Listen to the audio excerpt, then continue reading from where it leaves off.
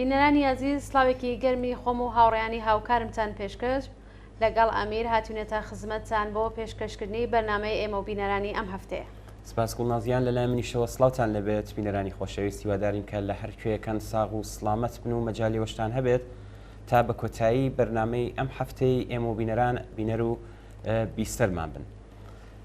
گوڵناس با لێرەوە دەست پێ بکەین لە 21 ئازاری ساڵی 1402 پەرلەمانی ئوروپا خەڵاتی ساڵی 2023 ئازادی بیرکردنەوەتە ساخاروفی بەخشیە ژینا ئەمینی و سەرهەڵدانی بزوتنەوەی شۆڕەشیێرانەی ژینا لە ئێران.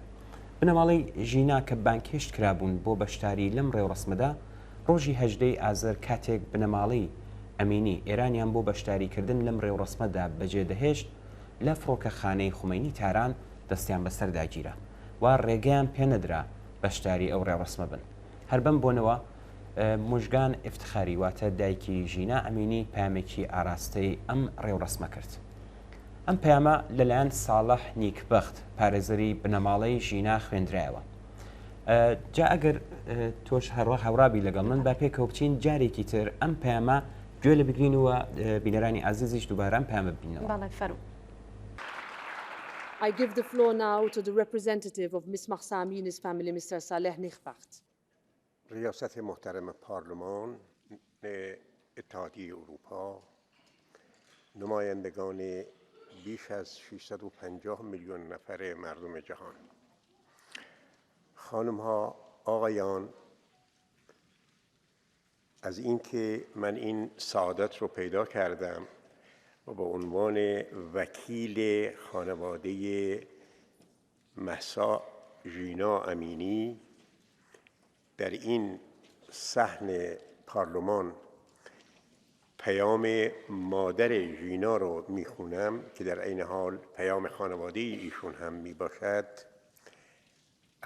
باعث افتخار هست و آرزو داشتم خود خانم مژگان امینی مادر او و یا یک خانمی که این پیام رو میخوندن، به دلیل اینکه خیزش مردم ایران در سال گذشته و از روزی که ژینا مهسا دستگیر شدند آغاز شد به وسیله زنان و به وسیله زنان رهبری شد و مردان هم با زنان همراهی کردند و نتیجهش همین بود که شما دیده اید و در سرتاسر جهان شعار ژن ژیان آزادی که مردم کردستان ابتدا با این شعار به زبان خودشون بیان کردند فراگیر شد در کل صحن گیتی و در تمام کشور ما ایران و در تمام خاورمیانه به ویژه. من این پیام رو از طرف مادری داغ دیده میخونم که سرتاپاش هم با احساس، عشق و دلبستگی یک مادر به فرزند دخترش که به گفته خودش و به گفته خانم مهسا یک زن زیبا، ارزنده و به دنبال خواست‌های بسیار بالا برای خدمت به انسانیت بود و اون هم کار پزشکی کردن هستش. به این جهت از مقدمه می‌گذرم و از این که بخشی از پیام خانم مژگان امینی به زبان کردی است و مترجم نیست در این پارلمان برای اون، من تأسف می‌خورم و امیدوارم روزی هم زبان کردی هم مانند زبان‌های دیگر وجود داشته باشه. اندر دل من درون و بیرون همه اوست، اندر تن من جان و رگ و خون همه اوست. این جای چگونه کفر و ایمان گنجد، این جای چگونه کفر و ایمان گنجد، بیچون باشد وجود من چون همه اوست. بودمت که بونی صد بهاری لیوده، بونی دشتی بختیاری و باوشی چیای بدستی با به گل چناوی لیوده. بۆنی سەرسەکۆی بە کاگڵی بە ئاوێژاوی لێوەدێ بۆنی سەرسەکۆی بە کاگڵی بە ئاو پژاوی لێوەدێ بۆنی سەرسەکۆی بە کاگڵی بە ئاو پژاوی لێوەدێ خۆشە بیستەکەم لە پەنجەرەی نیوەتاکی بۆمەلێڵەوە چاوی من لە دیمەنی کچی بەیانیە بە حەنجەرەی زەمانەوە گوێم لە زەمزەمەی زوڵاڵی خیزە وردەکانی کانیە. خانمها آقایان، دوست داشتم در جمع ارزشمند شما حضور بیابم تا از نزدیک و به نمایندگی از تمام زنان سرزمینم از شما اهدا کنندگان جایزه ارزنده ساخاروف، جایزه نماد آزادگی پارلمان اروپا قدردانی کنم. متاسفانه برخلاف همه موازین قانونی و انسانی این فرصت را از ما دریغ کردند. وکیل مدافع ما آقای صالح نیکبخت به همراه خانم دکتر سهیلا قادری به نمایندگی از ما در جمع شما حضور خواهند یافت تا پیام مرا به شما برسانند. ما اینجاییم، یعنی ما در فرانسه ایم، خودشو اونجا احساس میکنه. ما در اینجاییم تا در زادگاه ژان دارک ژینا را گرامی بداریم و چه زیبا و معنادار است به هم رسیدن این دختران الهام بخش تاریخ از پس اعصار و قرون، آنان که با مرگشان مرزهای سرزمینی را در نوردیدند و اراده رهایی و آزادی انسانها را جانی دوباره بخشیدند. ژینا تجلی ژین و زندگی است، یعنی تجلی زندگانی و زندگی است. همو که نامش رمز رهایی شد و رؤیای آزادی را از زادگاهش کردستان به تمام ایران و خاورمیانه و جهان گسترانید و میلیون‌ها زن و انسان ستم دیده را به امید پرواز در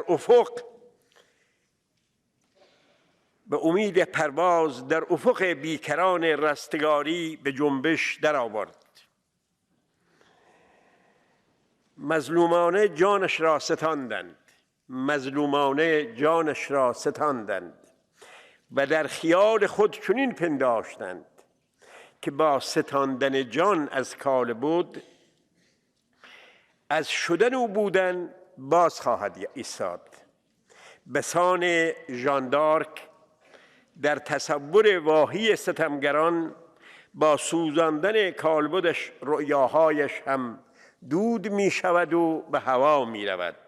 آنطوری که یک انسان بزرگ گفته. آنان نمیدانستند، هنوز هم نمیدانند که از خاکستر ژان دارک و ژینا ققنوسوار روحی متولد خواهد شد، تسخیر ناپذیر و الهام بخش. نمیدانستند و هنوز هم نمیدانند که از خاکستر ژان دارک و ژینا ققنوسوار روحی متولد خواهد شد، تسخیر ناپذیر و الهام بخش، روح زمانه. این روح‌های زمانه پس از چندین قرن اکنون پیوسته اند تا مژده رستگاری جاودان را برای ما مردمان این عصر به ارمغان آورند. آنان نوید دهنده تحقق ارزش‌های والای انسانی اند که اکنون در شعار مترقی ژن ژیان آزادی، زن زندگی آزادی تبلور یافته است. ارزش‌های مرزگریز فراتر از زمان و مکان، عدالت، آزادی، صلح، همزیستی، و برابری همه انسانها با هم. خانمها، آقایان، داغ ژینا برای من ابدی است و برای همه مردمان جهان جاودان. اطمینان دارم که نام او همراه با نام ژان دارک نماد آزادی خواهد ماند. اکنون از زادگاه ژینا هماره زنده قدرشناسی بیکران خود را و خانواده‌ام را تقدیم شما می کنم و امیدوارم در این انتخاب بزرگ مانا و سرفراز بمانید، به امید آنکه هیچ صدایی در تمام جهان از گفتن آزادی نهراسد، به امید آنکه هیچ صدایی در تمام جهان از گفتن کلمه آزادی نهراسد. مژگان افتخاری مادر زنده یاد ژینا امینی از شهر سقز کردستان ایران.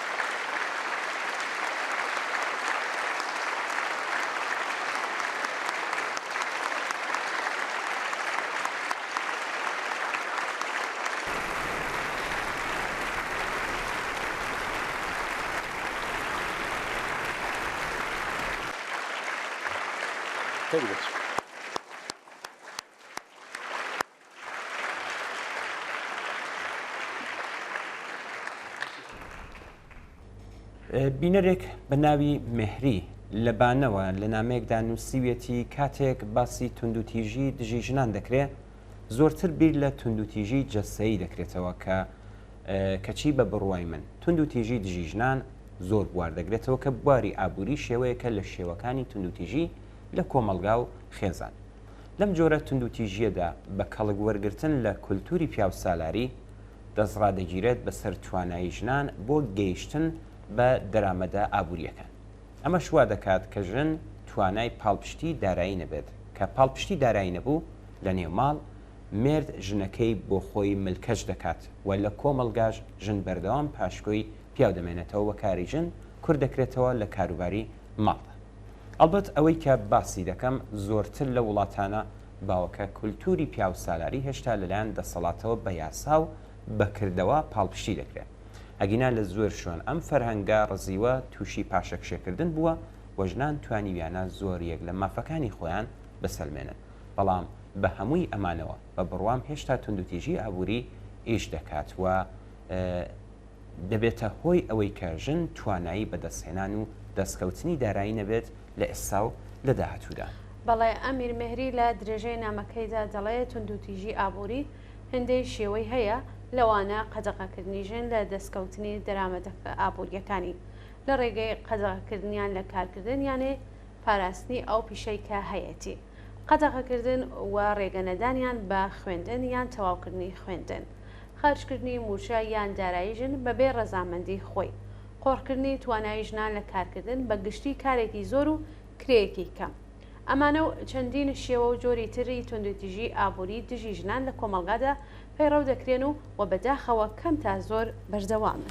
بەڵێ هەروەک مهریش باسی کردووە گوڵناس بووە شێوازی جۆراوجۆر بە توندوتیژی دژی ژنان لە زۆر شوێن تووشی پاشەکشەی جدی کراوە لە هەڵمەتە بەرەنگاربوونەوەیەکە کە زۆر لە مێژە لە ئێران دەستی پێکردووە و لە شۆڕشی ژینادا گەیشتە لووتکەی خۆی ژنانی بوێر لە ئێران نیشانیاندا کە ملکەجی سیاسەتەکان و کولتوری پیاو سالاری کە حکوومەتی ئاینی پڵپاڵپشتی دەکات نابن. ژنان لە یەکەم هەنگاودا حجابی زۆرم لێ وەک نیشانەی سوکایەتیکردن بە ژنیان فڕێداوە و لەم ڕێگایەوە دژی کولتوری پیاو سالاری ئاینی لە هەموو بوارەکاندا هەنگاویانەوە بە جۆرێک ڕوخساری کۆمەڵگەیان گۆڕیوە. بێگومان فەرهەنگی پیاو سالاری فەرهەنگێکی کۆنا و لەگەڵ ژیانی سەردەم ناگونجێ بۆیە سەرەڕای مەقاومەتکردن و پەنابردن بۆ حەدیث و شەریعەت و شتی لەم چەشنە ناتوانێت بربەم شەپۆلە وشیاری بگرێتە کە ژنان و پیاوانی ئازادی خواست شانبەشانی یەکتر بۆ دابینکردنی کۆمەلگایەک کە شیاوی ئینسانی سەردەما دەستیان داوەتە. بەڵێ کۆماری ئیسلامی کە دەزانێت زۆر شتی لە دەستاوە و ئێستاش بۆ مانەوەی خۆی لەم سەنگەرەدا واتە سەنگەری حجاب دەستی داوەتە مقاومەت، بەڵام مقاومەتەکەی شپرزەست کە نیشانەی شکستێتی، مقاومەتێک لە تەنیا گڕکانی ڕق و بێزاری خەڵک بڵای سەدارتر دەکات. زەنجیری کۆیلایەتیان پشڕاندووە و کۆڵەکەکانی دەسەڵاتی ژن، ژیان، ئازادی، ژنانی ئازادیخوازی ئەمڕۆ لە شۆڕش ڕژیمی ئیسلامی خستوەتە لەرزین. چاونەترسی و خۆڕاگری بووەتە دیاردەیەکی کۆمەڵایەتی و سەرکوت و تورس و تۆقاندن کاریگەری نەماوە، ئەگەرچی ئەم جێگە و پێگەیە بە ئاسانی بەدەست نەهاتووە و لە ماوەی کەمتر لە 1 ساڵدا خوێنی سەدان ژن و پیاوی گەنجی لە پێناودا ڕژاوە، بەڵام دەستکەوتەکانی گەیشتووەتە ئاستێکە چیتر پاشەکشەی پێناکرێت.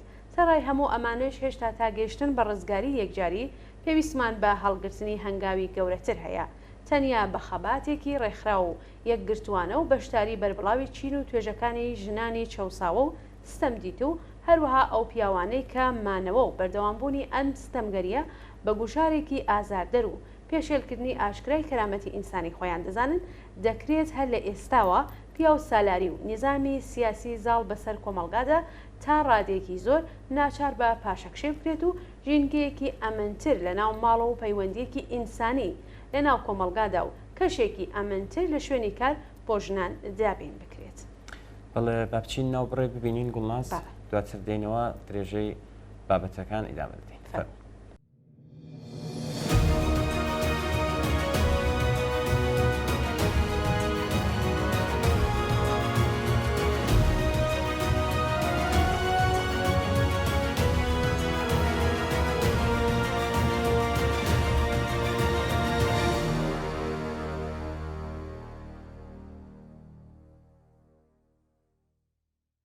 گوڵناس گومان لەوەدا نییە کە کۆماری ئیسلامی دەسەڵاتی سەپێنرا و بەسەر شۆڕشی ئێراندا بوو.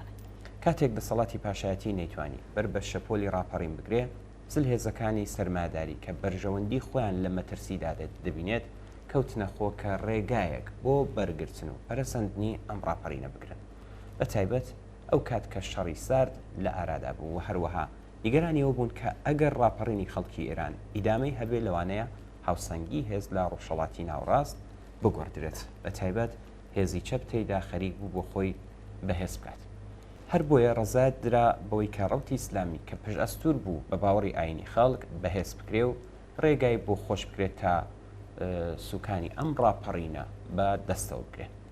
هەرواشکرا بە تایبەت ئەم ڕەوتە هەر لە هەمان کاتی ڕاپەڕینەکە کە نیشانیدا کە زەرفیەت و توانایی ئەوەی هەیە بەر بە هێزی چەپ بگرێ و ڕاپەڕینی خەڵکی ئێران مەهار بکات.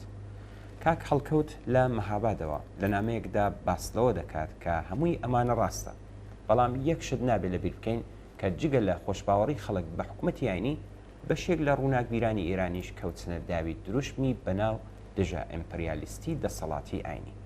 لەو سەردەمەدا چەمکی دموکراسی لە ئەقلیەتی ئەو بەشە لەو ڕۆشنبیرانی ئێراندا ڕۆڵێکی بەرچاوی نەبوو. کاک هەڵکەوت هەروەها دەنووسێ هەر چۆنێک بێت ڕەوتی ئیسلامی لە قوارەی کۆماری ئیسلامی بە ڕەواڵە ڕژیمێکی دژە ئیمپریالیستی و دژە ئەمریکایی هاتە سەردەسەڵات. جێگای سرنجە کە لە 1-2 ساڵی یەکەمدا هەمان ڕەوشنبیران بەردەوام بوون لە جەختکردنەوە لەسەر باوەڕە کۆنەکانیان و تەنانەت حکوومەتی کۆماری ئیسلامیشان بەوە تۆمەتبار دەکرد کە بەڕادەی پێویست دژی ئەمپریالیزم نییە. لە بیرمان نەچووە دوای داگیرکردنی باڵوێزخانەی ئەمریکا لەلایەن قوتابیانی خەتی ئیمام و شاملو و سعیدی و پەرهام و نخبەی ڕەوشنبیرانی تر نامەیەکیان نووسی و بڵاویان کردەوە و پشتیوانیان لەم هەنگاوە کرد. لە بیرمان نەچووە بەشێک لە ڕەوشنبیران لەسەر دیوارەکان دروشمی تیارکردنی سوپای پاسداران بە چەکی قورسیان دەوتەوە.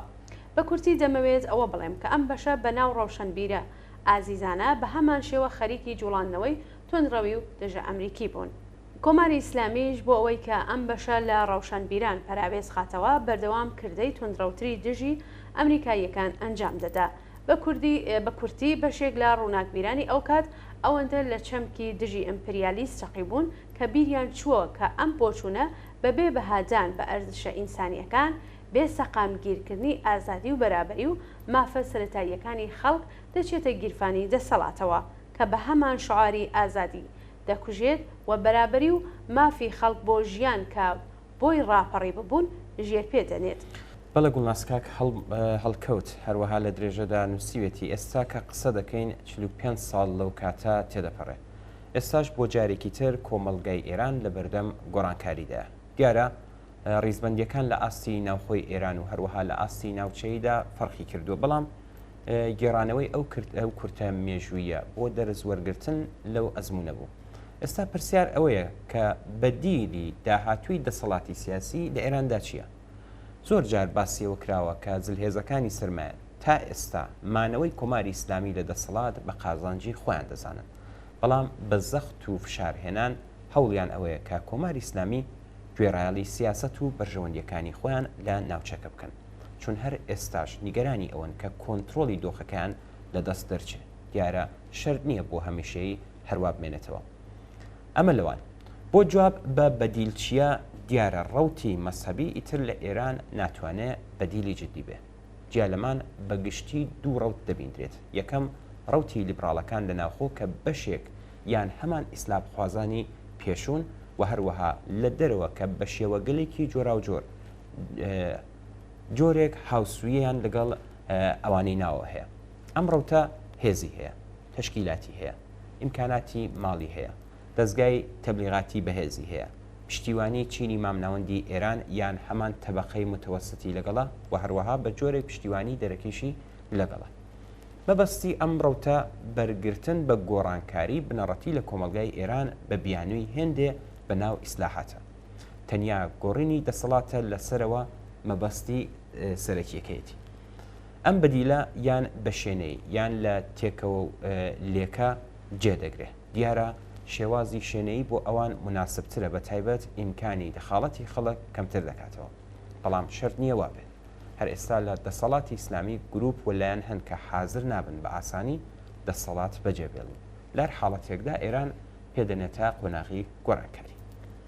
بەڵێ لە درێژەی ئەم نامەیەدا هاتووە ڕەوتێکی تر خەڵکە مەبەست بەشی خوارەوەی کۆمەڵگای ئێران کە داخوازی ژیانێکی باش ژیانێکی ئینسانی دوور لە تەبعیز و نابرابری دەکات. هەر بۆیە دابینکردنی ئازادی و بەرابەری لەم پێناوەدا بە خاستێکی جدی دەزانێت. ئەم هێزە زۆرە بەڵام پرژ و بڵاو ڕێکخراوی سەراسەری نییە و جگە لە خۆی و خەڵکی ئازادی خواست لە ناوچەکە پشتیوانی تری نییە. دیارە هەرچی زەمان دەگوزارێ ئەم ڕەوتە بەهێزتر دەبێت و زۆرتر لەوە نزیک دەبێتەوە کە لە معادڵاتی قودرەتدا بەشداری بکات و مەجای ئەوە کەم کاتەوە کە ئاوات و ئارەزوەکانی بە ئاسانی جارێکی تر بە ناونیشانێکی ترەوە پێشێک بکرێت.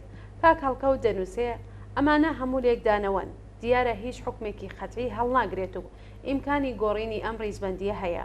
بەڵام ئەوەی وا معلومە هەروەکو باسکرا گۆڕانکاری لە ڕێدایە کەوابوو ئێمە وەکو بەرەی چەپ و ئازادی خوازی ناو کۆمەلگا بە دەرس وەرگرتن لە ئەزمونونەکانی تا ئێستا دەبێت چی بکەین. دیارە ئەبێ بەهێز بین. هێزیش لە ڕێکخراوبوونی ئێمەدایە. چۆن ڕێکخراو بین؟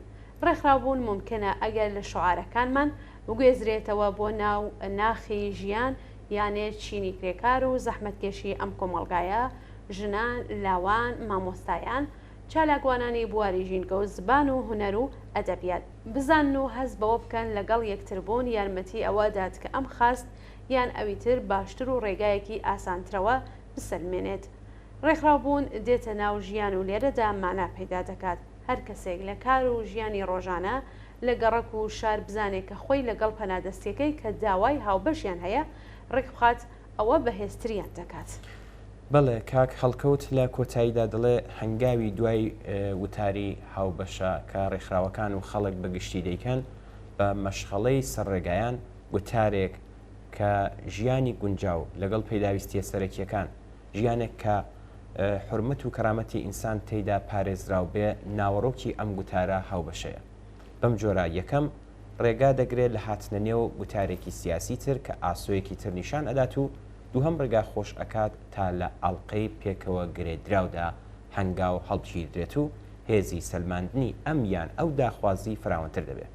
ئیتر کایەکردن بە چارەنووسی کۆمەلگا لەسەرەوە ئاسان نابێت کەوابوو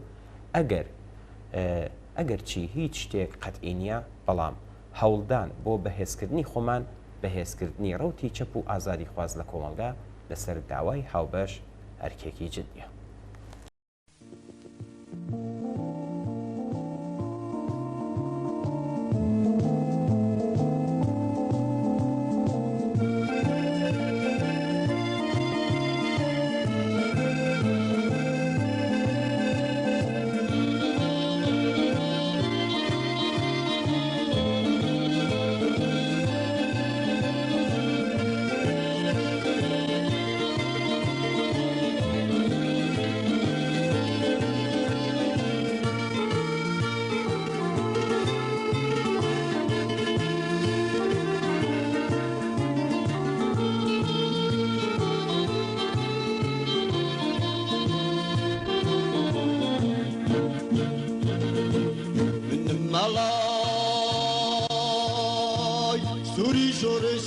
دشاکنی دوری شورشینه دشاکنی با چکه لجل والا سورم سرودی آشنا بونوم رو با دشمن دخینی رو با دشمن دخینی من مالای سوری شورشینه دشاکنی دوری شورشینه دشاکنی من با چکه لجل والا سورم سرودی آشنا بونوم رو با دشمن دخینی پرچم سرخ انقلاب نوین از من به اهتزاز است. زیر آن پرچم سرخ من با سلاحم سرود آشتی ناپذیری طبقم را رو به دشمن می‌خوانم.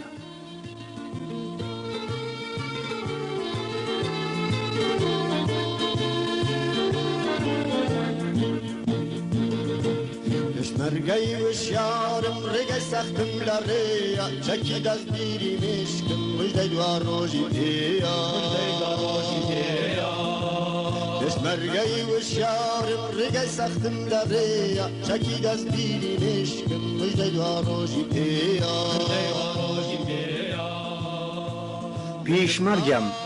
پیشمرگ آگاهی که میشناسد ره دشوارش را، سلاح اندیشم نوید بخش آینده است. لجل و سورم سرودی آشنا بونوم رو با دشمن دخینی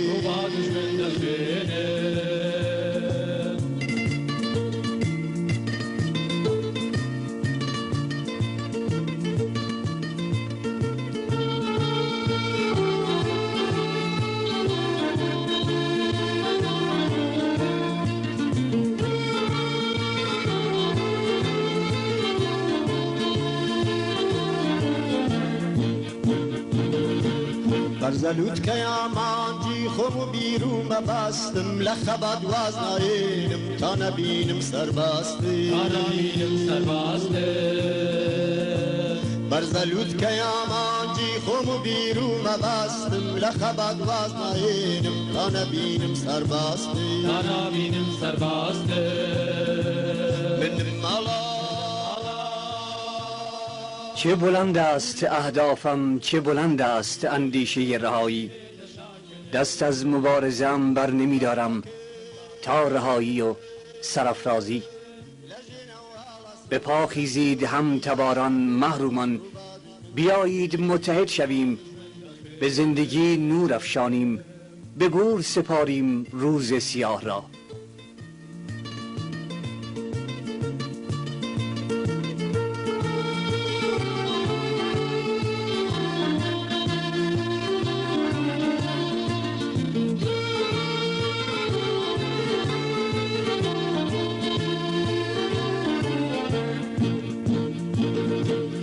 ساوتی نکانم ورن ببین بیاد لشتی گشنین واجیان دوای بینین روزی را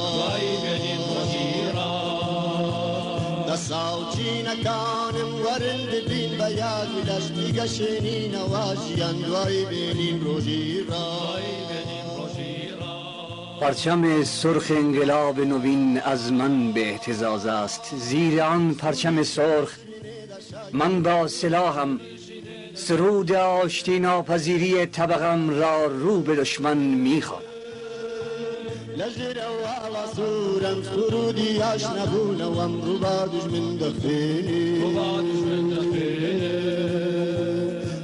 دشمن دخینی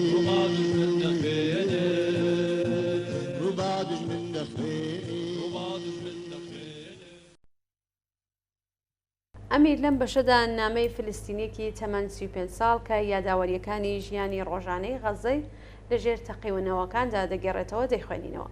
ئەم نامە بۆ بابا نوێل نووسراوە و لە سەرەتا دەپرسێ ئایا ئەمساڵ دەتوانیت ئاسایش و ئومید بۆ منداڵانی غەزە بهێنیت؟ ئەم بیرەوەریە لە ڕۆژنامەی گاردیەنی بریتانیا بڵاوکراوەتەوە، ئێمەش کورتێکی لێرەدا دەخوێنینەوە. لە نامەکەدا هاتووە هەموو ساڵێک لە ڕۆژەکانی ئاخری ساڵدا درەختی کریسمەسەکەمان لە گۆشەیەکدا دادەنین و دێڕازێنینەوە. من دڵنیام لیستە نوێکراوەکانی منداڵانی غەزەتان پێگەیشتووە، بەڵام ئەمساڵ منداڵانێکی زۆر لە غەزە گیانیان لەدەستاوە. تاکە خەتای منداڵانی غەزە ئەوەیە کە لێرە لە غەزە لەدایک بوون، هەموو خولێک ڕوبەڕووی مردن دەبنەوە. دوێنە هاوڕێکم کە دایکی خۆشەویستی دوو منداڵە لە ڕێگەی تەلەفۆنەوە پێی وتم کە من خۆشبەختم چون منداڵێکم نییە. منداڵەکانم هەمیشە دڵتەنگن و دەترسن. گێڕایەوە کە کوڕەکەم پێی وتوم کە حەز دەکات پێش مردنی جارێکی تر شوکلاتە دڵخوازەکەی بخوات. زۆرێک لە منداڵەکان لەم ڕۆژە زۆر ساردەدا لە خێمەدان، هەندێکیان دایک و باوکی هەژاریان هەیە کە ناتوانن هیچیان بۆ دابینکەن. ڕۆژانی ڕابردوو ئاگربەستمان هەبوو و ماوێک ئاسوودە بووین، بەڵام ئێستا ئاگربەستەکە کۆتایی هاتووە و دۆخەکە زۆر سەخت بووە، کەس بە هیوای سبەی خۆی نییە. بڵێ نامەکە ڕوو لە بابا نوئێلە دەڵێ ئەم ساڵ ئەگەر بێتە غەزە ئەولەویەتەکان گۆڕاون بووکەڵە و پاسکیل بۆ منداڵان مەهێنن، بەڵکو هێندێک بەتانی لەگەڵ خۆت بهێنە چون ساردە، غەزایەکی گەرم، دەوا و دەرمانت لەبیر نەچێت، هەرچەندە من کوڕی هاوڕێکەمم خۆش دەوێت، بەڵام شکولاتی دڵخوازەکەی بۆ مەهێنا، بڕێک خواردن و ئارد پێێنە چونکە منداڵانی غەزە برسین. بابا نوێل ئەگەر بەیتە غەزە نیان ناسیتەوە، باڵەخانەکان وێران بوون و ئەو شوێنانەی کە بۆ نەخۆشیەکانیان تێیدا بڕێوە دەچوو نەماوە، بەڕاستیدا خۆش نەماوە، کارەبا نییە، ئاوی پاک نییە، هیچ ئاسەوارێک لە ژیان نەماوە. ئەم ساڵ هەموو شتێک تاقی دەکرێتەوە، توانای مانەوەمان، سەبرمان و تااقەتمان، بەڵام ئێمە ماندوین، ترساوین و دڵنیانین لەوەی کە ئایا لە ژیاندا دەمێنینەوە یاننا. مردن لە هەموو دەوروبەرمانە، توانای ئەومان نییە بەسەر ئازیزانماندا بگرین بۆ دوجار دەستیان بگرین یان خەمیان بخۆین. قەبارەی هەست و ئەزمونونەکان لە مێشک و دڵ و ڕۆحمدا دەیتوانی هەموو ئەو جیهانە پڕبکاتەوە کە تێیدا دەژین. چەندیان پێشتر مردوون بەبێ ئەوەی تەنانەت خەونەکانیان لەگەڵ جیهاندا دابش بکەن. چەند کەس داهاتوی خۆیان لەدەستاوە بەبێ ئەوەی شانسی دادپەروەرانەیان هەبێت بۆ گەیشتن بە خەونەکانیان. نازانم تا 25 دەسامبر ئەم کابوسە کۆتایی دێت یان نا. ئایا تا ئەو کات لە ژیاندا دەبم تا لەگەڵ هاوڕێکانم کۆببینەوە و دیاری ئاڵوگۆڕ بکەین و پێکەنین و شایی بکەین؟ نازانم. لەگەڵ خۆشەویستیم لە غەزەوە. ئەرتشی تاوانکاری ئیسرائیل لە ماوەی کەمتر لە مانگێکدا نزیکەی 5,000 منداڵی لە کەرتی غەزە کۆمەڵکۆش کردووە. جنایەتێکی ئاوا ترسناک لە مێژووی جیهاندا بەم قەبارەیە و لە ماوەیەکی ئاوا کووردا کەم وێنەیە. ئەمە جینۆسایدێکی ئاشکرایە کە لە بەرچاوی جیهان و بە چاوپۆشی دەوڵەتی ئامریکا و هاوپەیمانەکانی ڕوودەدات. لە ڕاستیدا ئێمە لە جیهانێکدا دەژین کە نەک هەرڕێز لە مافەکانی منداڵان ناگیرێت و منداڵان لە سەر تاسەری جیهاندا دەشەوسێنەوە و بە شێوەیەکی وەحشیانە بەکاردەهێنرێن، بەڵکو لە شەڕی نێوان ئیسرائیل و حەماسدا گیانیشیان بووەتە ئامرازی تۆڵەسەدنەوەی کوێرپێرانەی فاشیستی و ڕەگەزپەرستانە.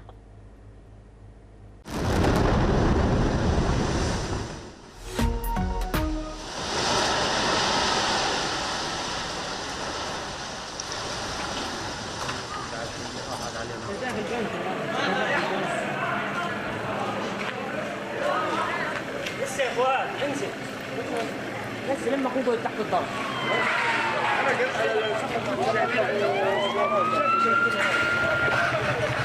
الارض عليك يا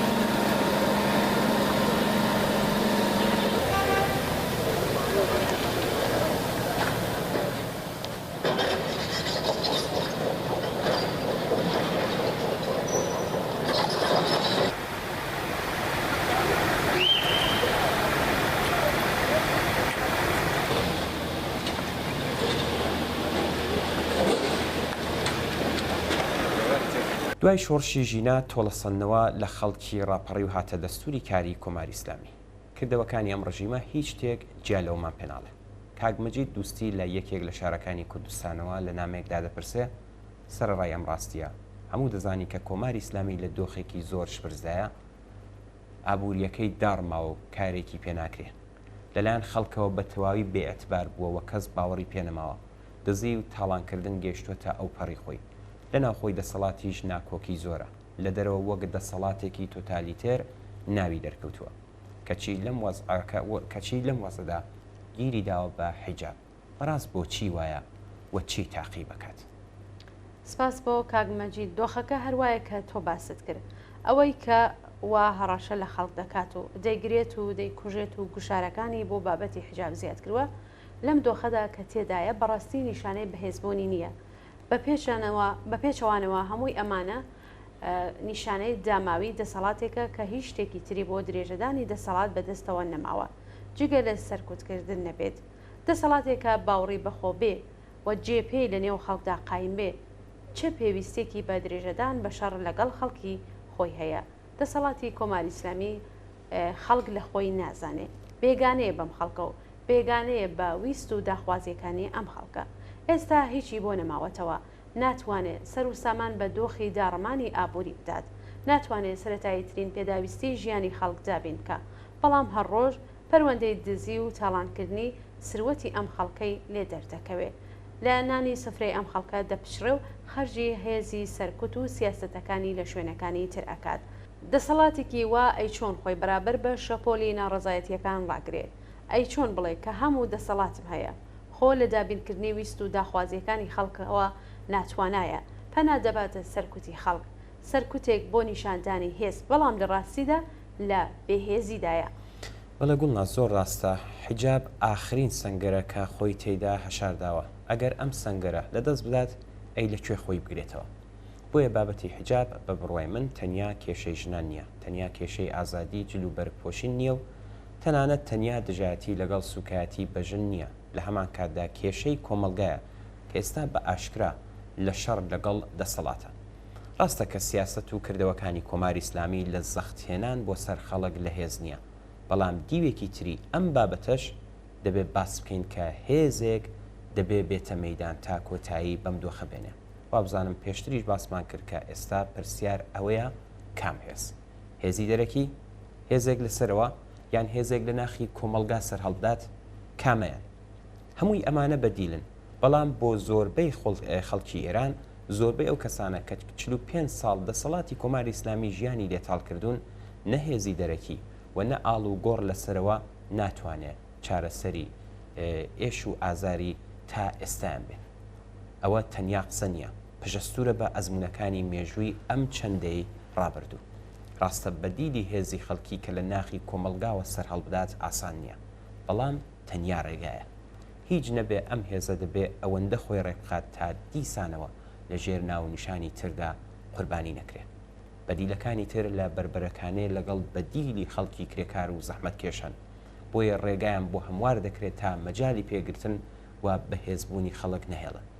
درێژەدان بە خەباتی جەماوری درێژەدان بە ئێعتراز و ناڕزایەتیەکان ڕێگای بەهێزبوونە لە ئیدامەی خۆیدا ڕێکخراوبوونی لێ حاصل دەبێت.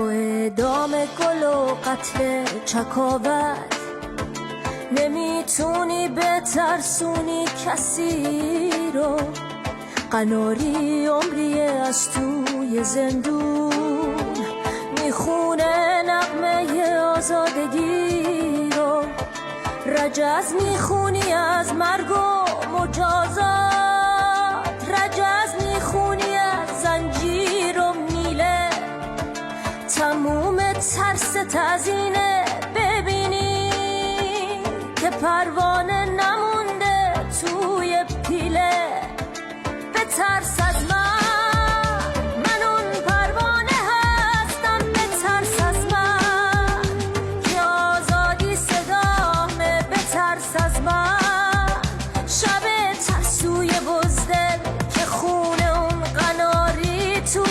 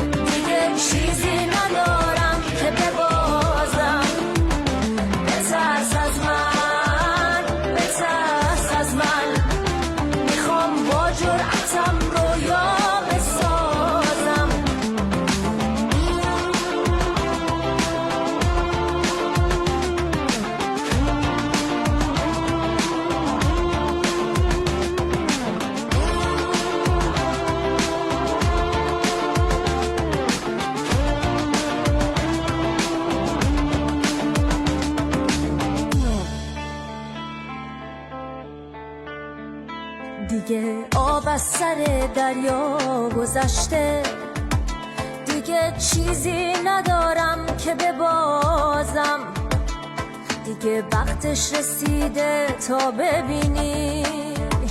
میخوام با جرأتم رویا بسازم، میخوام مردم بشم قانون بپوشم، لباس رعیتو از تن درارم، میخوام تو خاک تاریخ سیامون نهال روشنایی رو بکارم. بترس از من، من اون پروانه هستم، بترس از من که آزادی صدامه، بترس از من شب ترسوی بزدل به جای خون اراده تو رگامه. بترس از من، بترس از من، دیگه چیزی ندارم که ببازم. بترس از من، بترس از من، میخوام با جرأتم رویا بسازم. بترس از من، بترس از من، دیگه چیزی ندارم که ببازم. بترس از من، بترس از من، میخوام با جرأتم رویا بسازم، میخوام با جرأتم رویا بسازم.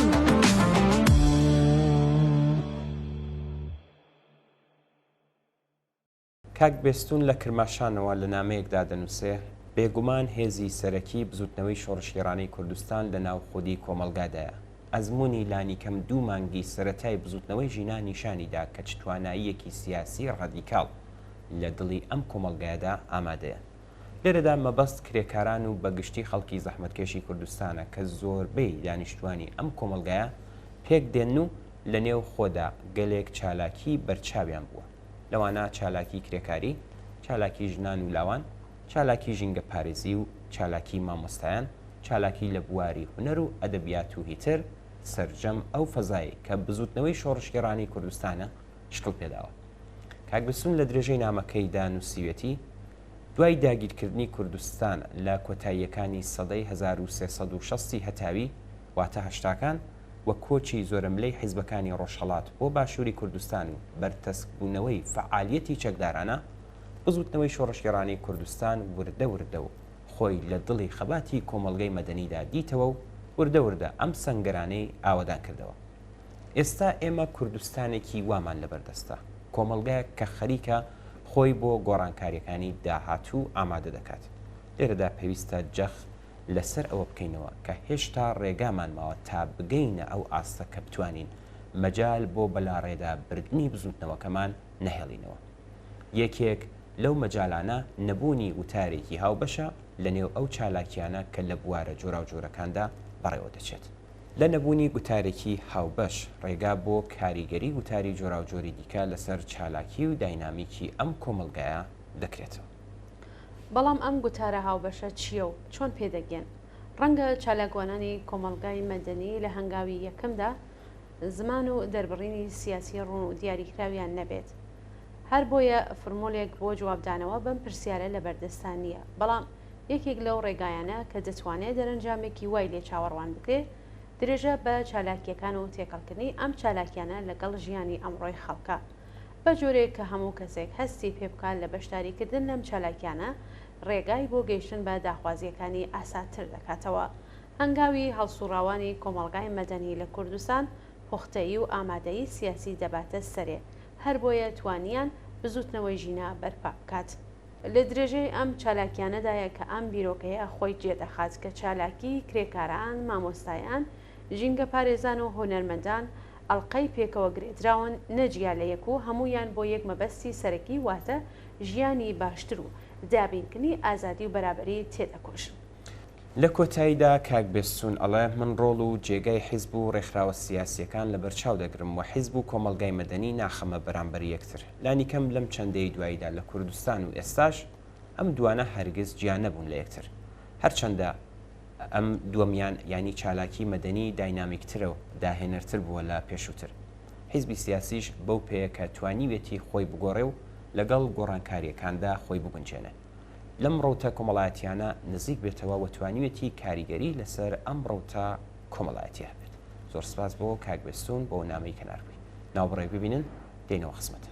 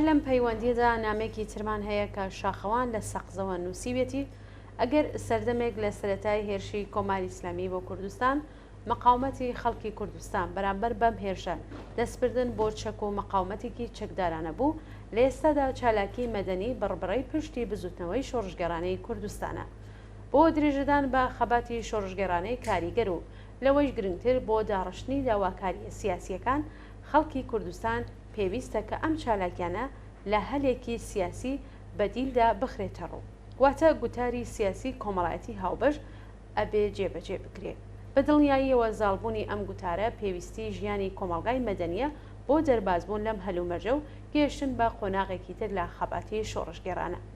یەکێک لە گرفتەکانی چالاکی کۆمەڵگای مەدەنی لە کوردستان فۆرمێکی نەنووسراوی دابەشکردنی کارە لە نێوان چالاکوانان لە بوارە جیاجیەکاندا جگە لە کاتی قەیرانەکان وەکو لافا و بوومەلەرزە یان هەندێک بۆنەی سیاسی کە هەڵسوڕاوانی بوارە جیاوازەکان کۆ دەبنەوە و چالاکی هاوبەش ئەنجام دەدەن لە باقی کاتەکاندا چالاکانی هەر بوارێک تا ڕادێکی زۆر لە بوارەکانی دیکە دابڕاون.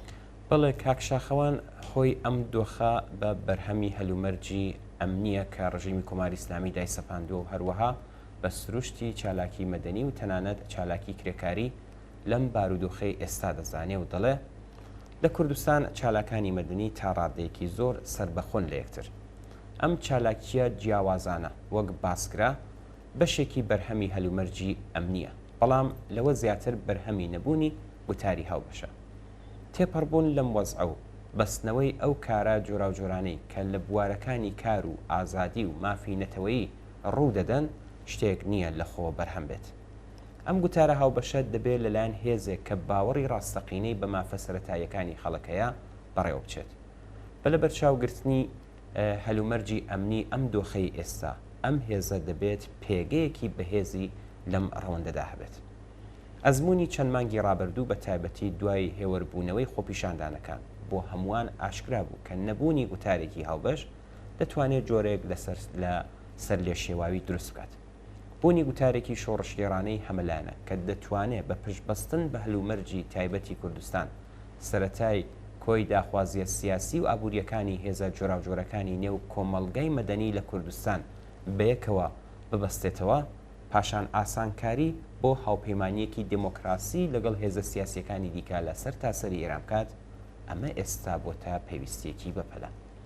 لە چەند مانگی دوای بێدەنگی شەخام بەشێک لە کۆمەڵگەی مەدەنی قوتبنمای سیاسی خۆی لەدەستا لە جیاتی ئەمە ئەو گوتارە چینی ناوەڕاست و ناوەندگرایە کە لە ستدیۆی میدیای سەرەکی فارسی لە دەرەوەی ئێران و بە تایبەتی لە BBC فارسی و ئیران ئینتەرناشناڵدا بانگەشەی بۆ دەکرێت و پەرەی پێدەدرێت. لە دەستدانی گوتارێکی هاوبەش لە کۆمەڵگەی مەدەنی ڕۆژهەڵاتدا هەڕەشەیەکی زۆر جددیە بۆ سەربزوتنەوەی ژینە چ لە کوردستان و چ لە بەشەکانی دیکەی ئێران، چون گوتاری تر لەبەر ئەوەی هێز و ئیمکانی هەیە دەتوانێت هێژمونی پەیدا بکات.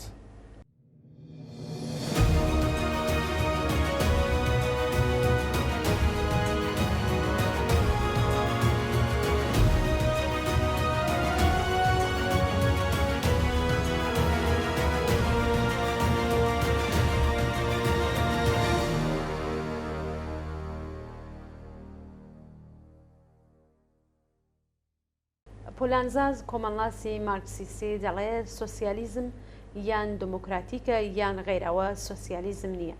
مژگان لە نامێکدا هەروەها دەڵێ ئێستا ئەگەر ئەم بابەتە جدیە بهێنێتە مەیدانی بزوتنەوەی ڕزگاری خوازی و لێرەشدا لە بزوتنەوەی شۆڕژگەرانی کوردستان ئەوە دەبێ ئەوە بڵێم کە ئەگەر ئەم بزوتنەوەی لە هەنگاوی یەکەمدا دموکراتیک نەبێت تێپەڕبوونی کات ڕێگای حتمی دیکتاتوریەت خۆش دەکات، ئەلبەت بە شکل و شێوازی تر بە نوخبەی ترەوە.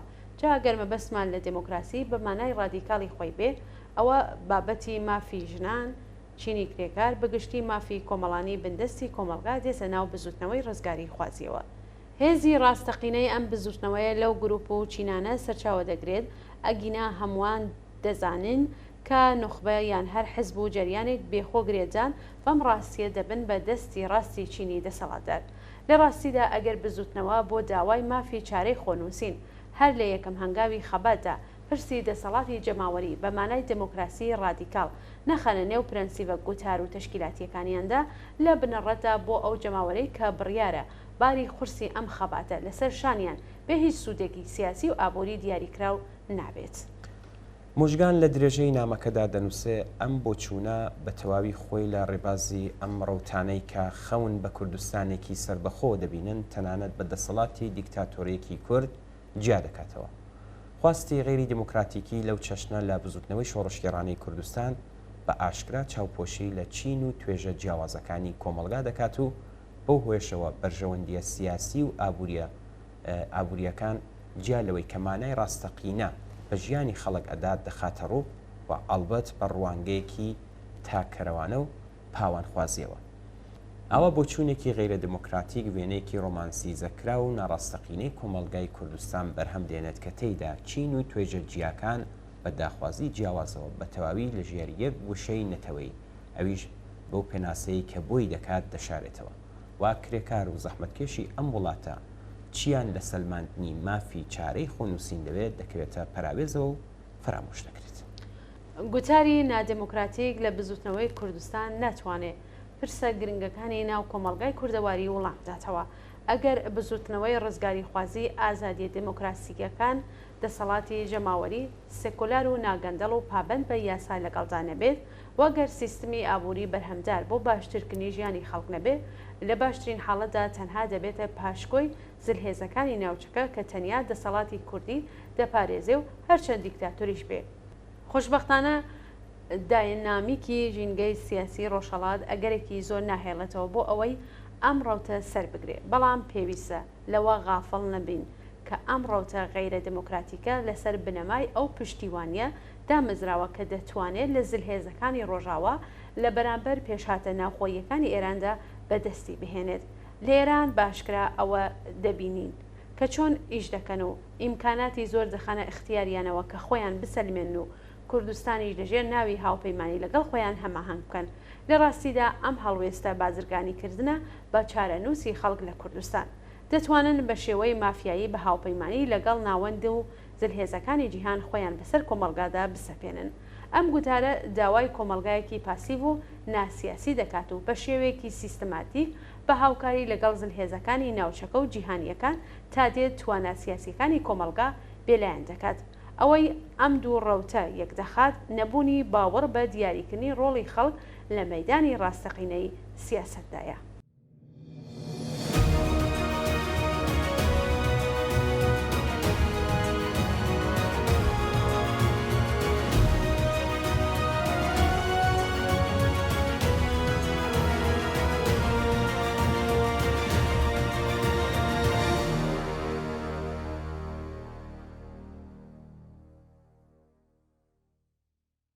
ئەوە ڕاستە کە حکوومەتی کۆماری ئیسلامی بکوژ و درۆزنە فریودەرە ئەوە ڕاستە کە هەموو سەروەتی ژێرزەوی و سەرزەوی تاڵان کردووە ئەو ڕاستە کە تاوانکار زیاتر لە 40 ساڵە لە ئێران ژیانی لە خەڵک تاڵ کردووە کاک اسماعیل مقەدەم لە درێژەی نامەکەیدا کە بۆی نردوین دەڵێ هەموو کەسێک ئەم چیرۆکە تاڵانە دەزان و گوێی هەمووان پڕ بووە لەم کارە ساتانە کە هەموو ڕۆژێک دووپات دەبێتەوە هەروەها دەڵێ مرۆڤ پێویستە هەمیشە کارێک بۆ ڕزگاری بکات بیر لە ژیان و بەختەوەری هەمووان بکاتەوە پێویستە شتێک بۆ ڕزگاری و بەختەوەری هەمووان بکات دەبێت بە دوای چارەسەردا بگەڕێ کاک اسماعیل هەروەها دەڵێ من پێم وایە ئەگەر هەمومان بە دوای چارەسەرێکدا بگەڕین دەتوانین ڕێگەیەکی دەرباز بوون بدۆزینەوە زۆر جار خەڵکی وڵاتەکەمان لە شەقامەکان کۆبوونەتەوە وەک ساڵی 96 دوایی 98 و سەرنجام لە شۆڕشی ژن ژیان ئازادی لە پاییزی 1401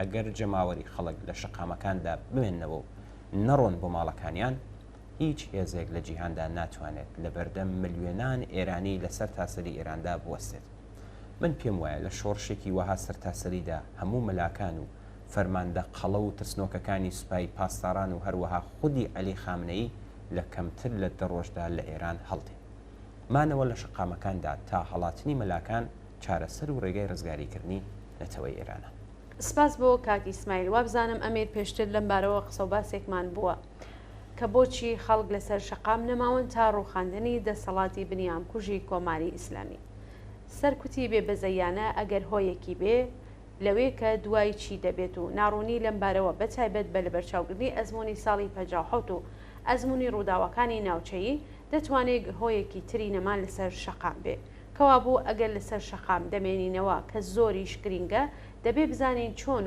و بۆچی و تاکەی هەروەها چوونە سەر شەقام بەبێ ئاسۆیەکی ڕۆن و دیاریکرا و بەبێ هەبوونی گوتاری ڕەوشەن لەوانەیە کەسان و لایەنەکانی تر کە گوتاریان هەیە هێز و ئیمکاناتیان هەیە تەشکیلاتیان هەیە بە قازانجی خۆیان کەڵکی لێوەرگرن و دۆخەکە بە بارێدا ببەن کە سەرنجام تاڵی لە ژیان و بێمافی نەسیبی ئێمە بێ لەم دۆخەدا و لە چوارچێوەی ڕوبەڕووبوونەوەیەکی سیاسی کۆمەڵایەتیدا کە لە ساحەی سیاسی ئێراندا لە هەرایەدا دەبێ ئێمە ژیانەیە بەرەی خەڵکی چەساوە و زوڵم لێکرا و بزانین چی دەکەین بەڵێ قوڵای قەیرانی سیاسی ئێستای کۆمەلگای ئێران بە جۆرێکە کە دەتوانێت ببێتە هۆی داڕمان یان ڕووخانی کۆماری ئیسلامی ئەمە تەنیا ئارەزووکردن نییە بەڵکو و ڕاستیەکانی دۆخی ئێستای ئێران ئاوا ئەگەرێک بەهێز دەکات دەرهەرحاڵ ئەگەری ئەم پرۆسەیە نیگەرانی بەشێک لە ئۆپۆزیسیۆنی ڕاستی پەرەپێداوە و بەهۆی ڕسوابوونی ئۆپۆزیسیۆنی سەڵتەنەتواز کەوتونەتە هەوڵدان بۆ ئەوەی کە لەگەڵ بەشێک لە ئۆپۆزیسیۆنی ناوخۆی ڕژیم بچنە پرۆسەی سات و سەودای سیاسیەوە ئەم هەوڵانە بۆ بزوتنەوەی شۆڕشگەڕانە دەتوانێت جێگەی نیگەرانی بێت کەوا بوو دەبێت کاتێک دەچینە سەر شەقام بە ئاسۆیەکی ڕوونەوە بچین کە ئەگەری کەڵک وەرگرتنی ئەم ڕەوتە مەجای پێنەدرێ بەڵام ئەگەر هێزە وشیار لە بەرەی چەپ لەم بارودۆخی ئێستادا سیاسەتێکی دروست بگرنە بەر ئاوا ئەو قەیرانانەی ئێستا دەتوانێت ببێت تا هەلێکی مێژویی بۆ بەهێزکردنی هێزی چەپەکان و کردنی بەهێزێکی جەماوەری و کاریگەر بۆ سەلماندنی داخوازەکان ئەو کات بە داوای ڕەوشن و ئاسۆیەکی ڕوون و بەهێزێکی ڕێکخراو مانەوە لە شەقام دەتوانێت دەستکەوتێکی گەورە بێ هەر بۆیە لایەنگرانی ڕەوتی ئازادی و بەرابەری بۆ گەیشتن بە ئاوا شرایەتێک ماتەڵ نابن و هەل لەم ڕۆوە دەست بەکار دەبن تا ئیمکاناتی حوزور لەسەر شەقام فراهم بکەن بەبایەخەوە دەڕوانە ڕێکخراوی سربەخۆی کرێکاران و ڕێکخراوە سنفی و چینایەتیەکان لە ژێر هەر ناوێکدا ڕێز دەگرن لە ڕێکخراوە سربەخۆکانی ژنان و هەر لەم ڕۆوە باوەڕیان بە خەباتی درەوشاوە و پێشەنگانی ژنان لە پێناو یەکسانی مافی ژنان و پیاواندا هەیە و نایسپێرن بە دوا ڕۆژێکی نادیار مافی خەڵک لە گۆڕانکاری و دامەزراندنی سیستمێکی سیاسی لەسەر بنەمای دەنگی جەماوەر بە شێوەیەکی ڕاستەوخۆ و بنەهێنی هەر یەک لە تاکەکانی خەڵک بەڕسمی دەناسن دان بە مافی دیاریکردنی چارەنووسی نەتەوەستەم لێکراوەکان و بەتایبەت کوردستان و بەلوچستان دادنێن و لە ماوەی 1 ساڵی ڕابردوودا بە هەموو هێز و تواناوە ڕۆڵیان لە بزوتنەوەی ژینادا ژێڕا و هەروەها دیفاع لە یەکگرتووی خۆبەخشانەی نەتەوەکانی وڵات دەکەن پێویستە گرنگیەکی تایبەت بدەن بە پرسی ڕێخستنی کرێکاران ژنان لاوان خەڵکی گەڕەکە هەژارنشینەکان و هێزی نەتەوە چەساوەکان و بە دروشمگەلێکی کە ڕنگدانەوەی ویست و داواکاری ڕاستەقینەی کۆمەڵانی خەڵک بێت هەوڵ بدەن زۆرترین هێز لە دەوری خۆیان کۆبکەنەوە کە بەهێز بووین کە ئاسۆمان لێڕوون بوو کە زانیمان چی دەکەین و چیمان دەوێت ئەم جارە دەچینە سەر شەقام و دەمێنینەوە تا گەیشتن بە ئاواتەکانمان گومان لەوەدانە کە چەپی وشیار و لایەنگری سوسیالیزم لە قۆناغێکی هەستیاری مێژوویدا بەسەر دەبات ترسی ئۆپۆزیسیۆنی ڕاستی توندڕە و بە تایبەت سەڵتەنەت خوازەکان لە چەپ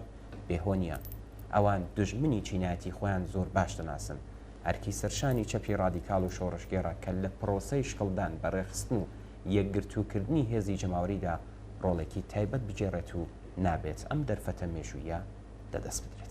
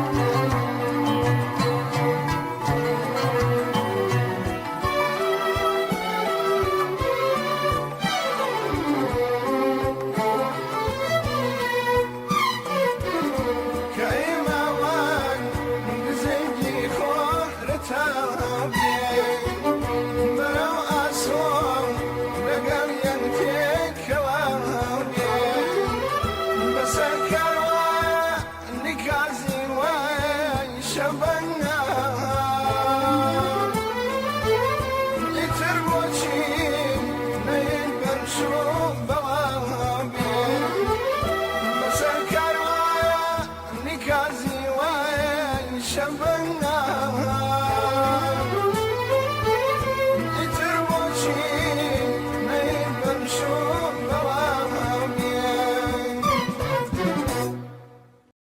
مێژوودا خوێندومانەتەوە کە دیکتاتۆرەکان لە زۆر حاڵەت لە چیرۆکەکاندا دەستپێکەر دەبن بەڵام تەواوکەر نەبوون. ئەمەش ڕەگ و ڕیشەی لە پێناسەی دیکتاتۆریەت و بەرزکردنەوەی ئاستی هوشیاری و وریایی خەڵکەیە. ئێرانی ژێر دەسەڵاتی کۆماری ئیسلامی لەم پرەنسیپە بنەڕەتیە بەدوور نەبووە و نییە. کەسانی وەک حەمەڕەزا پەهلەوی و خومەینی و خامنەی دەستپێکەری دیکتاتۆرەتی خۆیان بوون، بەڵام وەک بینیمان لە ساڵی 1970دا یەکێکیان لەلایەن خەڵکەوە ڕوخێنرا و ئەوی تریان واتە دیکتاتۆریەتی ئاینی ئیسلامی لەسەر دەستی خەڵک بەرەو ڕووخاندایە. لە ڕاستیدا خەڵک و بزوتنەوەی ڕزگاری خوازی تەواوکەری چیرۆکەکانن. با نەچینە ڕابردووی دوور و نمونەی ئەمڕۆی ئەم یاسا سەلمێنراوە ئەو شەڕێ لە ڕۆژی 7 ئۆکتۆبرەوە لە ڕۆژهەڵاتی ناوەڕاست دەستی پێکردووە و سەرنجی هەمووانی بۆ لای خۆی ڕاکێشاوە. تێڕوانینێکی قوڵ بۆ ئەم بابەتە دەمانگەێنێتە سەرچاوی ئەو ڕاستیەوە و ڕەوایەتی ئەم یاسایە بەڕوونی نیشان دەدات. ڕژیمی ئێران لە سەرەتای دامەزراندنیەوە دەرکەوتنی خۆی بە سەرکوتکردنی ئازادیەکان لە ئێران دەست پێکرد و بەردەوامبوونی خۆی لەسەر بنەمای شەڕفرۆشی و هەناردەکردنی قەیرانەکان بۆ دەروەی سنوورەکان داڕشت. بینیمان لەسەر ئەم بنەمایە شەڕی 8 ساڵەی ئێران و عێراقی هەڵگیرسان لە ڕێگەی بنەماڵی ئەسەدەوە دیکتاتۆریەتی بەسەرگەلی سووریەدا سەپان. لە لوبنان لە ژێرناوی حیزبوڵڵا ڕەگیدا کوتا و تێرۆریزم و شەڕخوازی هەڵگیرسان. لە فلستین گروپی بە وەکاڵەتی دروست کرد و بوو بە بنەمای ئەو شەڕەی کە ئێستا دەیبینین. لا وڵاتانی تریش بە تیرۆر و بناژەخوازی دەستی کرد بە هەڕەشەکردن و ڕاکێشانی خەڵکانێکی تر بۆ پاراستنی دەسەڵاتی دیکتاتۆریە لە ئێران. چەند پرسیارێکی بنەڕەتی با بهێنینە بەرچاو کە ئەگەر ڕژیمێکی لەم شێوەیە لە ئێران هاتوایەتە سەرکار یان نەهێنرایەتە سەرکار چ دەبوو، یان بیهێنینە بەرچاو ئەگەر دەسەڵاتی دیکتاتۆرەکان لە ئێران سەرمایەی وڵاتێکی 85 ملیۆن کەسیان نەدزیێبایە ئیسە چی دەبوو؟ ئەمانە ئەو پرسیارگەلەن کە لە دەرگای هەموو ماڵێکیانداوە بە ئێستاشیەوە لەگەڵینێ. خەڵکی ئێران و ناوچەکە و جیهان بە دوای وەڵام دەرەوەدا دەگەڕێن، بە دڵنیاییەوە دەیدۆزنەوە و وەڵامی خۆیان سەردەخەن، درەنگ یان سوود.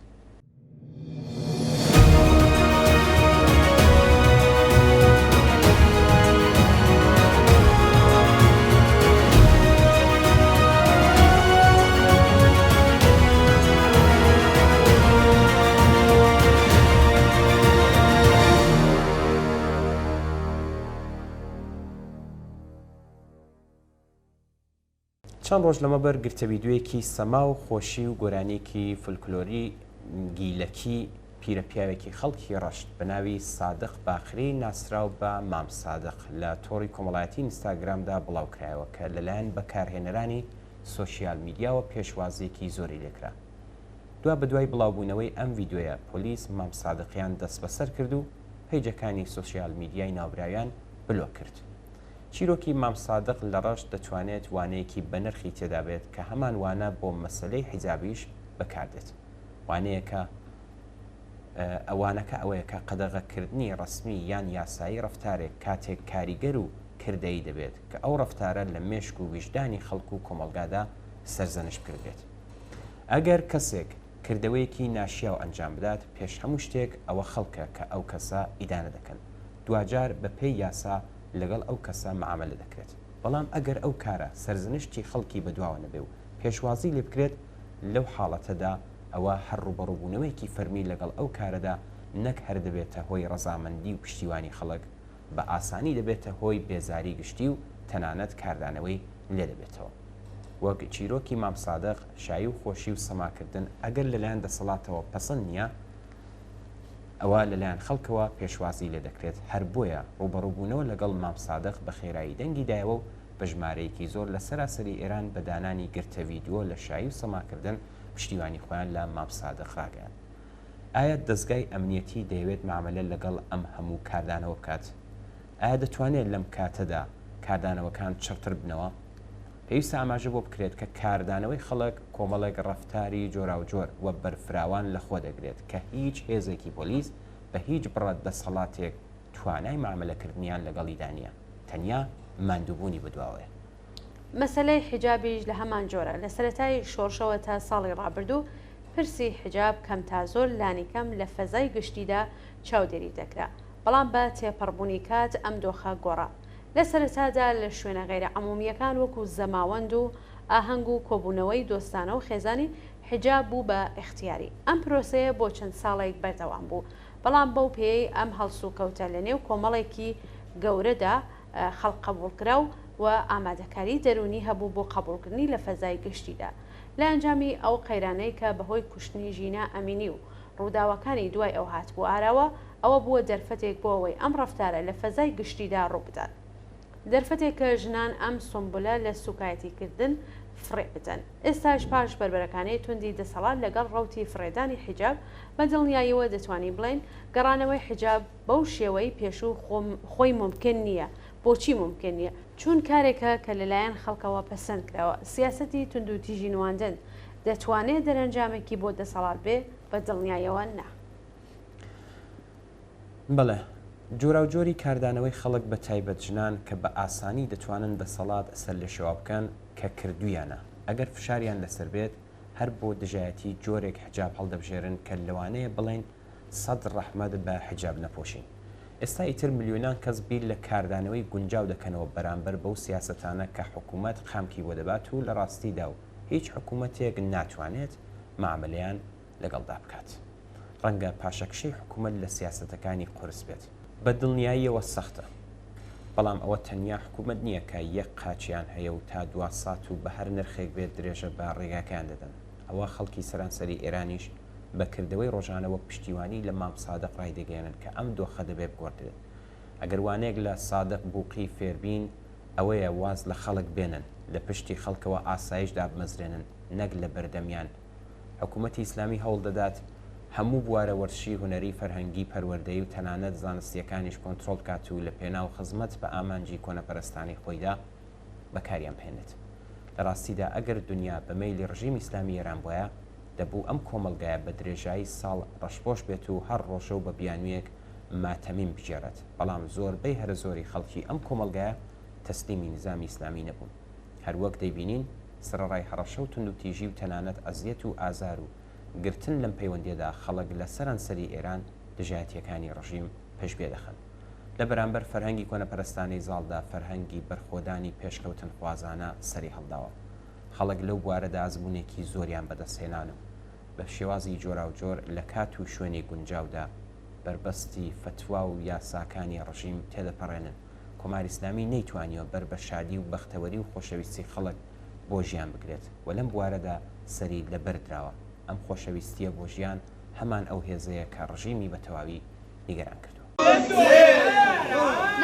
بیا تا که برقرار دنیا من تو عشق هم بسازیم، مثل ماهی میریم آب دریا واسه هم قصد صدف بسازیم. این روزی میریم تو آب دریا واسه هم قصد صدف بسازیم.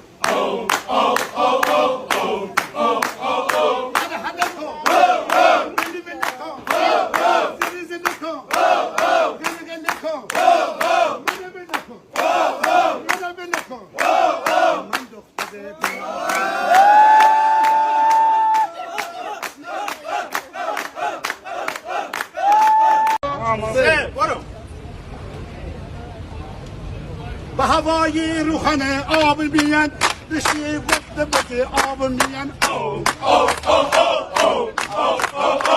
این روزی صدم یزیدی کافر بشه یا رشته میان با خاور. این روزی تن غروب آسمان و زما هوا بمیه بطیر کمان. اگه دینی رشتیم اگه دینی رشتیم خیلیم مشتیم تاکسی برگشتیم.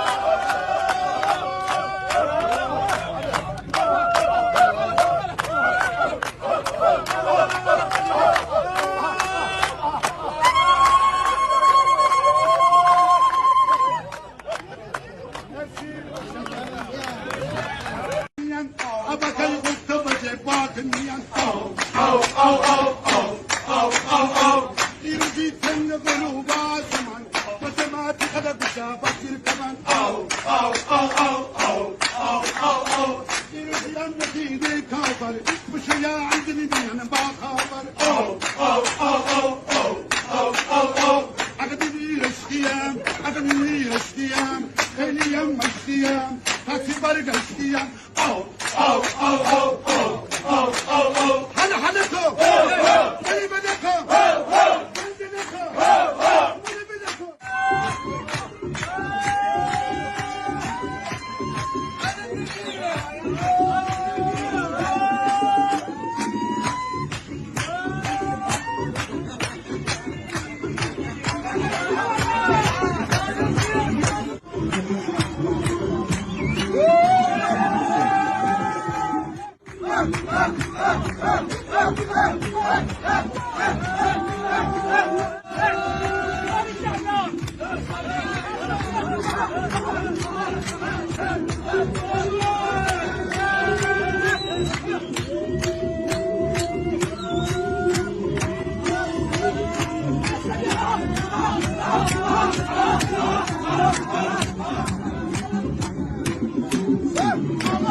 کاک عەباس فەرزین لە نامەیەکدا دەڵێ خاڵێکی زۆر گرنگ لە بودجەی بۆ ساڵی 1403 هەیە کە سەرۆکی ڕێکخراوی بەرنامە بەم شێوەیە باسی دەکات دەڵێ بە دڵنیایەوە هەمومان پێمان خۆشە لە ماوەی ساڵێکدا لانیکەم لە سەدا 25 یان 30 موچە زیاد بکرێت کاتێک هەڵاوسانێکی تا ڕادەیەک بەرزمان هەبوو بەڵام کاتێک سەرچاوەکانی خۆمان حساب دەکەین دەبینین توانای زیادکردنی موچەی 30% بە فەرمانبەران نییە لەلایەکی تریشەوە یەکێک لە ئەندامانی کۆمسیۆنی بەرنامە و بودجەی پارلەمانیش وڵامی دایەوە کە ئێستا ئێمە ناڵین زیادکردنی موچە دەبێت 44% بێت بەڵکو 18%یش لەگەڵ هەڵاوسانی 44% نایەتەوە لانیکەم 30% گونجاوترە و هیوادارین سەر لە نوێ بە زیادکردنی موچەی فەرمانبەراندا بچینەوە لەڕاستیدا دەکرێت هەردوو ئەم قسانە بۆ داپۆشینی زەختێک کە لەسەر ژیانی خەڵک بەتایبەت چینی بندستی کۆمەلگا هەیە و بێبایەخی بەم دۆخە لەلایەن دەسەڵاتی کۆماری ئیسلامیەوە بخینە ڕوو یەکەم جەنابی ئەندامی کۆمسیۆنی بەرنامە و بودجە گرنگی بۆ ڕاستیە نادات کە ئەم ساڵ هەڵاوسان زۆرتر لە پارەکەیە جارێ بە فەرمی دانیان بە 44% ناوە ئەگەرچی هەڵاوسانی واقعی زۆر لەوەش زیاترە بە هەر بڵێن 44% دەی باشە بۆیە ئەوەی خەڵک بتوانن لانیکەمی پێداویستەکانی ژیانیان دابین بکەین لانیکەم 44% بۆ موچەکەی زیاد بکرێت ئەگەر چاوپۆشی لەو قسە نادروست و ڕەواکانی ئەم ئەندامە زگتێرە بکەین پێویستە قسە لەسەر ئەو خاڵانە بکەین کە لەلایەن سەرۆکی ڕێکخراوی بەرنامەوە ڕوژێنراون کە گۆیە بە قسەی جەنابی حکوومەت توانای زیادکردنی زیاتری لەم ئاسەدا نیە کاک عەباس لە درێژەی نامەکەدا نووسی لەم حاڵەتەدا پرسیاری یەکەم ئەمەیە لەم ساڵدا کە بەپێی ئیدعای سەرۆک کۆمار شەمەندەفەری پێشکەوتن بە خێرایی دەڕوات و بەپێی ئیدعایەکی دیکەش تا ئێستا 850,000 هەلی کار ڕەخساوە خانوبەرە وەک بڵین دراوە دروست کراوە و هەروەها ئیدعای کرد کە گۆیە گەشەی ئابووری گەورەش بەڕێوەیە ئەگەر وایە و ئەم ئیدعایانە ڕاستن بۆچی حکوومەت توانای جێبەجێکردنی ئەرکێکی دیاریکرا وەک زیادکردنی موچە هاوشان لەگەڵ هەڵاوسانی نییە کوێی ئەم بەراوردە ئیرادی هەیە ئەگەر ئیدعاکان ڕاست بێت ئەی بۆ حەقدەستی کرێکار و موچەی فەرمانبەر بە نسبەتی هەڵاوسان کەم دەکرێتەوە بێگومان ڕێگەیەکی تر هەیە بۆ تێگەیشتن لەم کێشەیە کە هەردوولا نادروستن چون گەندەڵی لە هەموو بوارەکاندا لە ئارادایە هەر بۆیە باشترە لە بەرپرسی زگتێری بەرنامە و ڕێکخراوی بودجە پرسی کە چۆن لەم کێشەیە تێدەگەن پێویستە ڕوونی بکەنەوە کە ئایا ئیدعاکانی سەرۆک کۆمار قبول دەکەن ئەگەر بەڵێ ئەوە بۆچی دەڵێن ناتوانن ئەو ئەرکە جێبەجێ بکەن ئەگەر ئەوی دعایانە قبول نەکەن پێویستە ڕوونکردنەوەیەکی ڕوون لەسەر فێڵبازی حکوومەت بدەن و ئیدعاکانی حکوومەت بۆ پێشکەوتنی ئابووری ڕەت بکەنەوە ئەلبەت ئەمە ئینتزارێکی زۆرە لەم کەسانە هەر بە درۆکردن فێڵبازی ناندەخۆن بۆمان دەرەکەوێت کە فاکتەری گەندەڵی و ناکارامەیی کە بووە هۆی بە فیڕۆدانی سامانە گشتیەکان لە بەشی لەم کێشەکەدا لە بەرچاو نەگیراوە کاتێک خەڵک دەبینن کە لە خراپترین بارودۆخی ئابووریدا گەندەڵی زیاتر لە 3 ملیارد ڕوودەدات یان کاتێک دەبینن ئەم هەمووە خەرجە بۆ دەرەوەی وڵات بۆ گروپە چەکدارەکانی بەرەی مقاومەت لە عێراق و سووریە و لوبنان و فلستین و یەمەن و شوێنی تر دابین دەکرێت زۆر ئاشکرایە کە بەدەنگ دێن ئاعتراز دەکەن و دەسەڵات دەخەنە ژێر پرسیارەوە. ئەمە خاڵێکە کە بەرپرسانی حکوومەت بە ئاژاوەنانەوەی ناو لێ دەبەن و سەرکوتی ئەەکەن. لە بنەڕەتدا ئەم دەسەڵاتە بە حکوومەت و پارلەمانەوە توانای چارەسەرکردنی کێشەکانی کۆمەلگایان نییە. پێویستە ڕێگایەکی تر هەڵبژێردرێت بۆ باشترکردنی ژیان. ئەمە ئەرکی خەڵکە.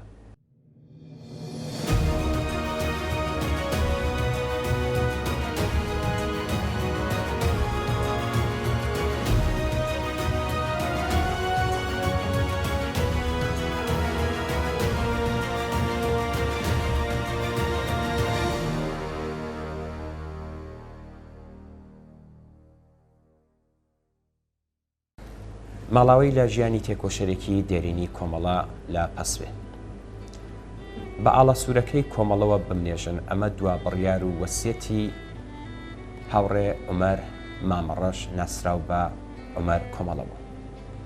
بەداخ و پەژارێکی زۆر گرانەوە هاوڕێ و تێکۆشەری دێرین دڵسۆز و کەسایەتی ناسراو بە هەڵوێست. هاوڕێ عومەر مامەڕەش ناسراو بە عومەر کۆمەڵە لە گوندی پەسوێ سەر بە شاری پیرانشار سەر لە بەیانی ڕۆژی دووشەممە 20 سەرماوەزی ساڵی 1402 هەتاوی دوای 4 مانگ بربەرەکانەیە لەگەڵ نەخۆشی کۆچی دوایی کرد و دڵا گەورە و پڕ لە هیواکەی بۆ ئازادی و ڕزگاری مرۆڤایەتی بۆ هەمیشە لە لێدان کەوت.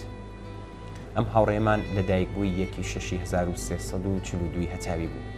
هەر لە تەمەنی لاوێتیەوە پەیوەست بوو بە تەشکیلاتی کۆمەڵە و دواتر حیزبی کۆمۆنیستی ئێرانەوە.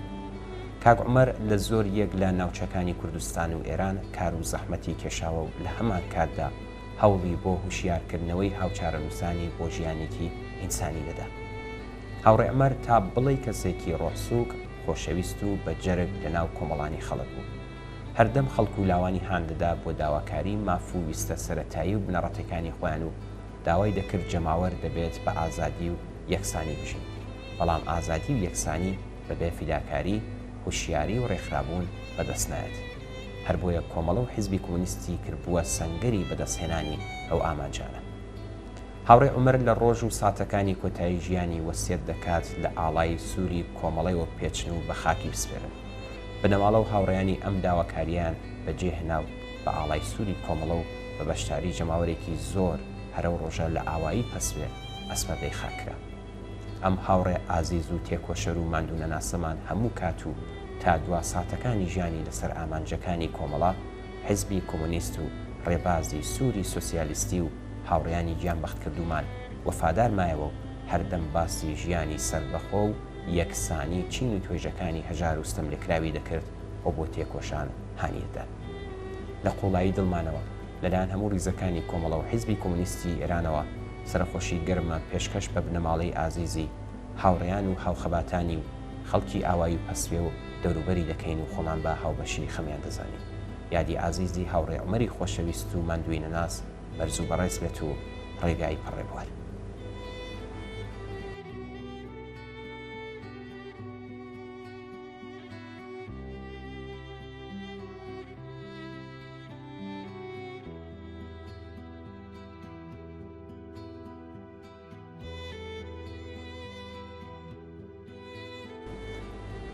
دایکی سێ گیانبەختکردووی ڕیزەکانی کۆمەڵە لە شاری سنا ماڵاوایی لە ژیان کرد.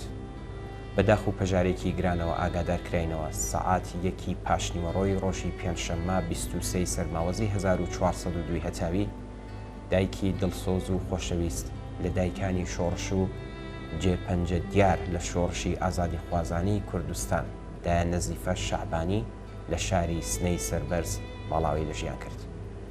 دایە نەزیفە دایکی سێ هاوڕێی کۆمۆنیستی گیانبەختکردووی ڕیزەکانی کۆمەڵە هاوڕێیان هورموز تەرەقی ڕەحمەت تەرەقی لە گوردانی شوان کە لە شەڕ لەگەڵ جەنایەتکارانی ئیسلامی گیانیان بەخت کرد و هاوڕێ ماریا تەرەقی لە تەشکیلاتی تاران بوو کە لە گرتوخانەی ئەوین بە دەستی جەنایەتکارانی ئیسلامی ئێعدام کرا.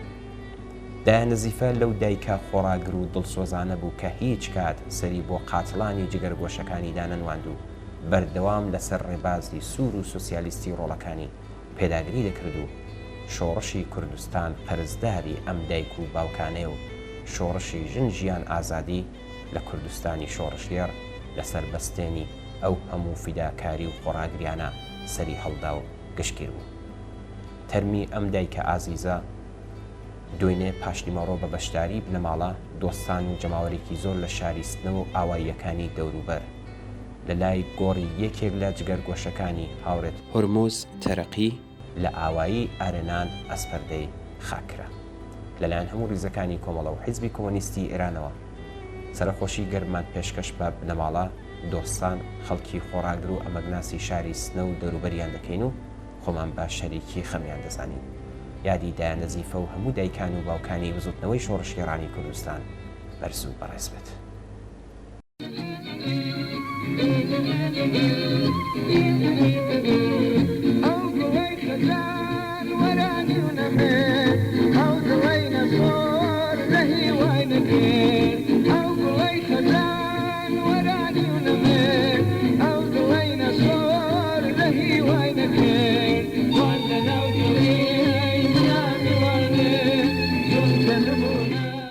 بەڵێ بینەرانی ئازیز و خۆشەویست بەم جۆرە گەشتینە کۆتایی بەرنامەی هەفتەی ئێمە و بینەران زۆر سپاس بۆ ئەوەی کە تا ئێستا لەگەڵمان بوون چاوەڕێی نامە و ئیمەیل و پەیوەندی تەلەفۆنی ئەوەی بۆ هەرچی زۆرتر بەرنمەکەی ڕازاندنەوەی بەرنمەکەی خۆتان پەیوەندیمان پێ بگرن و ڕاوبۆچوونەکانتان باس بن.